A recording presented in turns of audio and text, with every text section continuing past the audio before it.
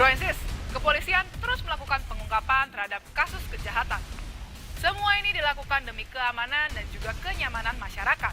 Contohnya kayak kasus yang berikut ini.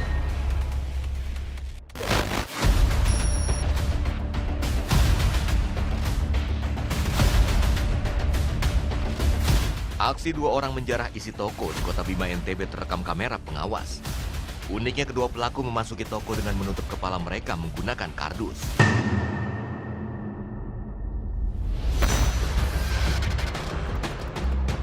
Untuk sore hari ini kita menindaklanjuti laporan pengaduan dari Bu Nasibah, di mana beliau ini sudah beberapa kali tokonya kebobolan. Berkat hasil rekaman CCTV, tim Puma 2 Satreskrim Polres Bima Kota berhasil mengidentifikasi identitas pelaku. Di hasil koordinasi dengan rekan-rekan Polsek Kasbar, kita mendapatkan titik terang yang diduga kuat sebagai pelaku.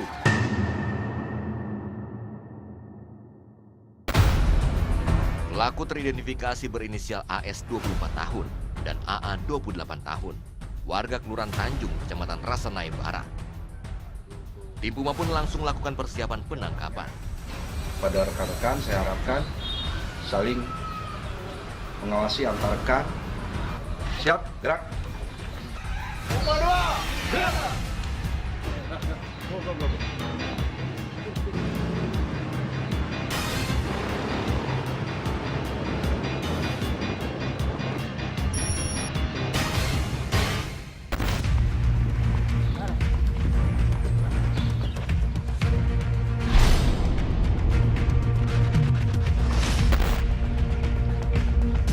Bergerak cepat, tim Puma 2 Satreskrim Polres Bima Kota menangkap kedua pelaku di Kelurahan Tanjung, Kecamatan Rasanai Barat, Kota Bima. Pelaku kemudian digelandang ke Mapores Bima Kota guna dilakukan proses hukum lebih lanjut.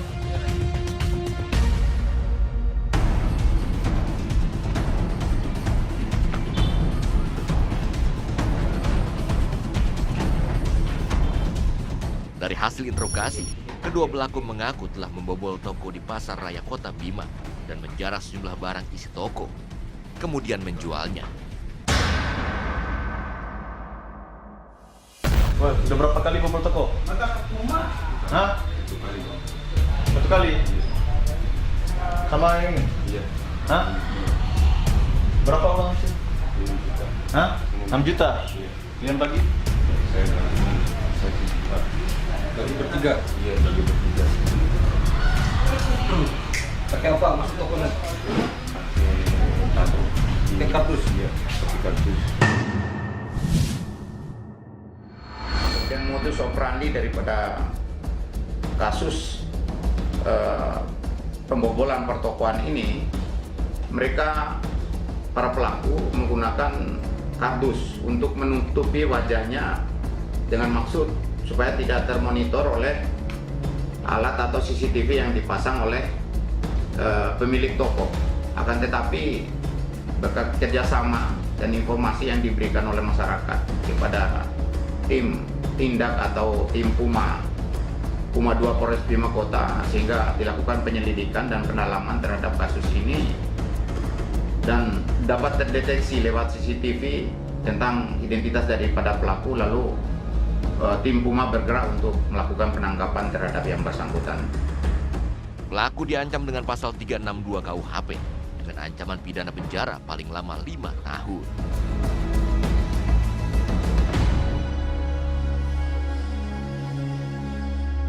Broensis, ada lagi nih aksi petugas menangkap para pelanggar hukum. Ini dia aksi.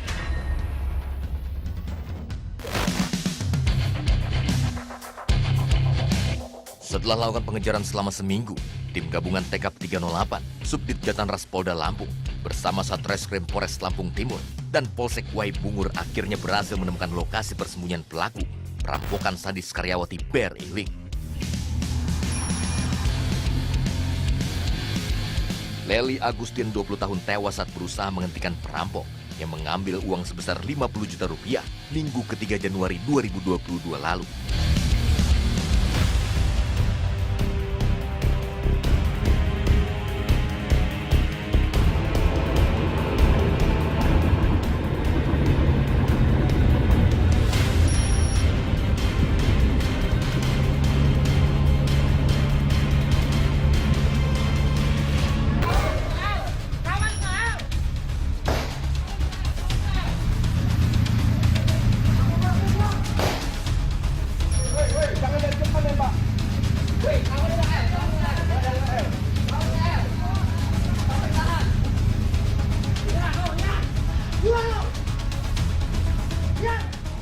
Akibatnya tim terpaksa melumpuhkan pelaku setelah terjadinya kontak tembak dan negosiasi selama hampir 15 menit.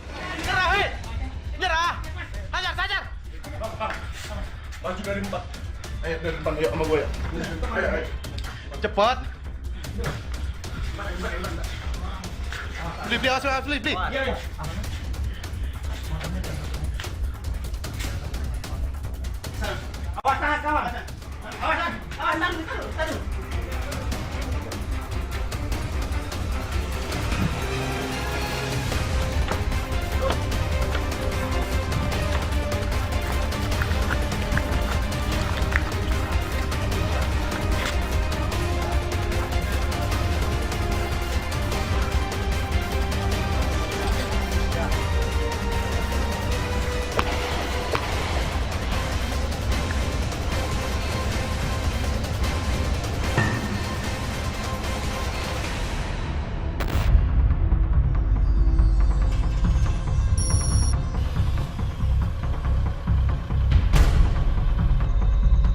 Pelaku tewas dalam perjalanan menuju Rumah Sakit Umum Martapura Oku Timur.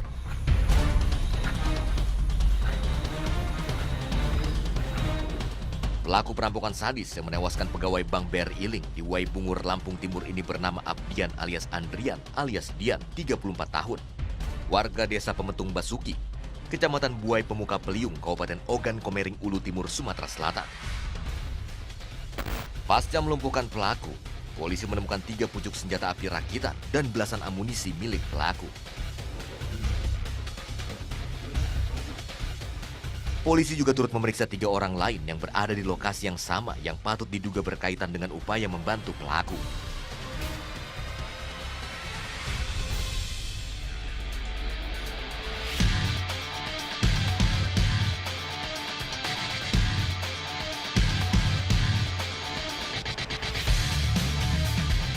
Dalam catatan kepolisian, Abdian alias Andrian alias Doni tercatat sebagai pelarian atau DPO Lembaga Pemasyarakatan Kabupaten Kendal, Jawa Tengah.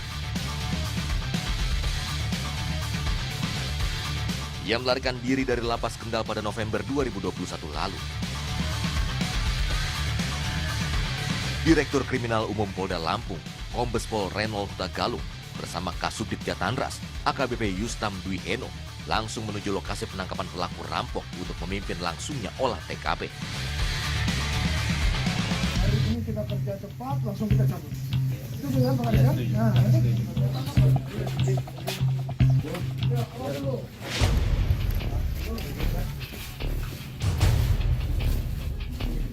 Selain mengenal pelaku, ketiga pelaku lain juga didapati tengah berpesta sabu.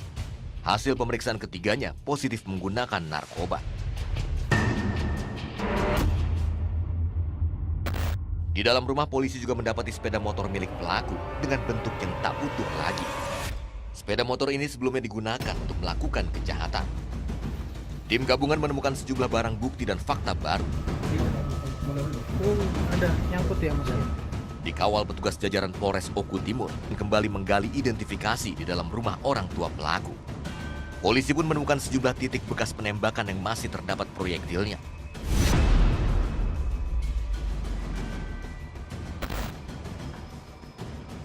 Polisi juga menyita tas pelaku yang berisi senjata tajam dan sejumlah amunisi aktif, baik yang di dalam kaleng maupun yang berserakan di lantai.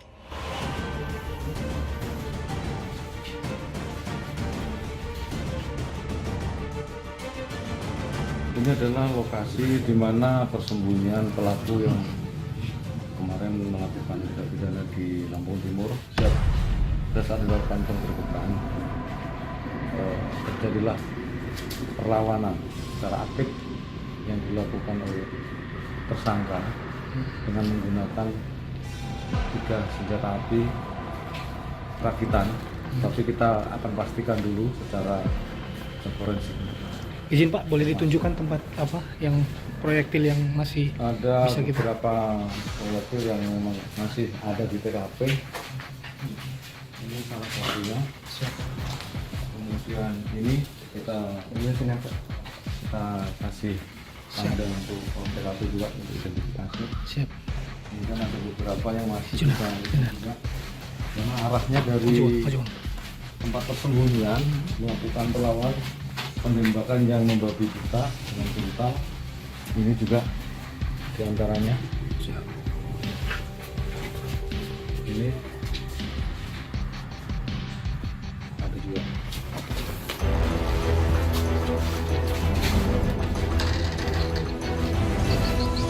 Polisi juga menemukan fakta-fakta baru setelah berkoordinasi dengan Polda Sumsel. Pelaku ternyata juga merupakan eksekutor sadis pembegalan di Ogan Komering Ilir yang menewaskan korbannya.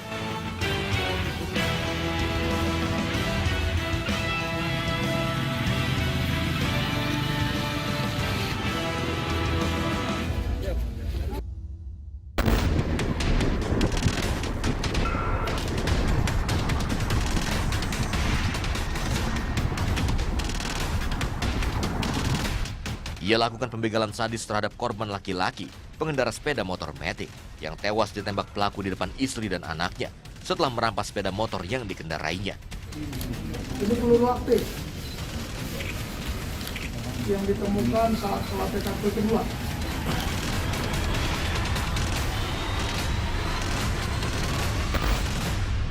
Begitu cepat, begitu banyaknya suara letusan yang terdengar, sehingga membuat anggota harus bersikap selain memberikan peringatan dan memberikan tindakan tegas terukur.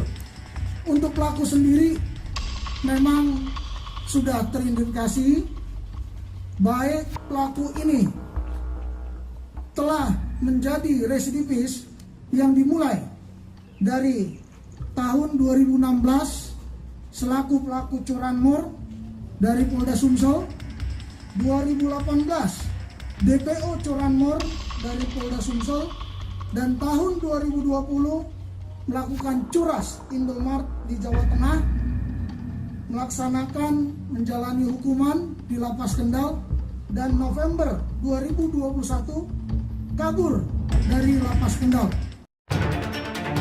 Penyidik Satreskrim Polres Lampung Timur dan Polda Lampung memeriksa 3 orang lain yang berada di lokasi penangkapan yang diduga berkaitan dengan kejahatan pelaku. Sementara guna kepentingan forensik, jenazah pelaku telah diautopsi dan dikembalikan ke pihak keluarga untuk dimakamkan.